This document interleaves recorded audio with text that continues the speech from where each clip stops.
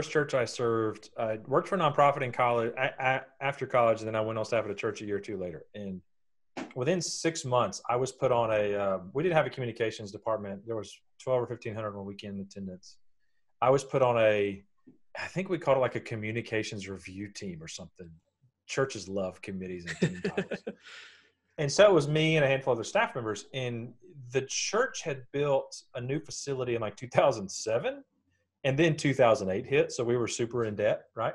What a time to build a new facility. And so anyways, they had tried to be this young, it was really kind of like, they wanted to be this hip, Gen X friendly, super edgy church.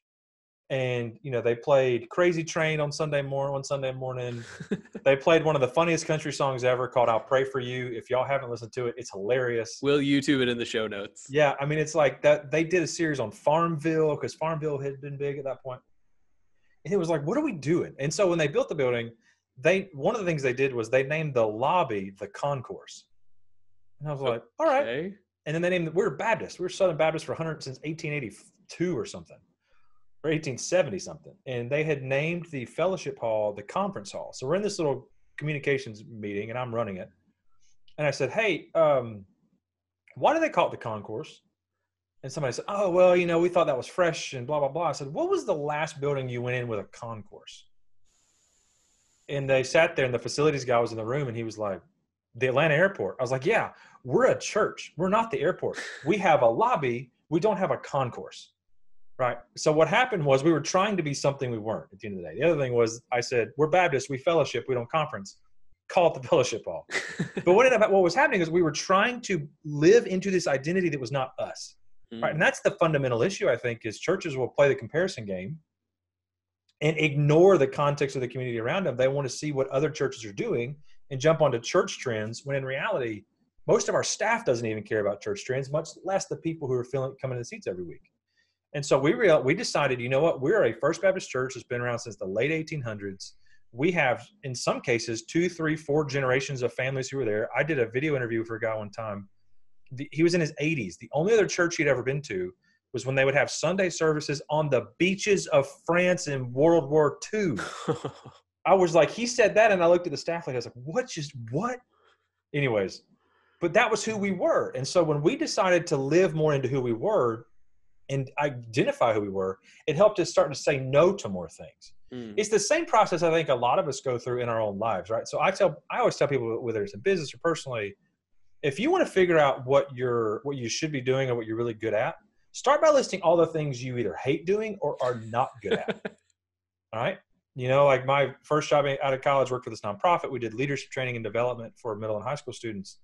And one of the illustrations we always used was the David statue of Michelangelo, right? So when Michelangelo sits down and he sees this giant, probably very, very expensive block of marble, Michelangelo sees the David statue inside of it. But what does he do? He has to chip away at it and keep pulling stuff back until he gets to that point where they say you're finished, not when you can add anything else, but when you can't take anything else away. Right? And so I think the real issue for churches is, what is our identity, right? I went to a church here not far from me. I live north of Atlanta. My wife and I went a couple of years ago, and we walked in because we were looking for a new church. And I immediately thought, why is nobody on stage dressed like anybody in this room? Like there were 600, 700 people in the room. Not a soul on stage looked anything like anybody in the room. And I'm not saying you need to dress business casual or whatever we were dressed like. I'm just saying, be who you are in the place you were in. Don't dress like you're at Hillsong if you're in, I don't know, Jasper, Georgia. It's a town, it's a little bit town, North Georgia. Who cares? That's not where you are. So this is obviously, I think, a more fundamental conversation. But if we can get comfortable with who we are, it also means we're comfortable with who we're not. And when we finally make that decision and we stick to it, we're really being wise, because whether it's business or it's church, in churches, we only have so much time, energy, money, and attention that we can invest. So we're spending our time and spending our energy and spending our money on things to promote or to get people involved or to move them forward in next steps or to get them to become leaders or volunteer, whatever. And we only have so much attention of our audience.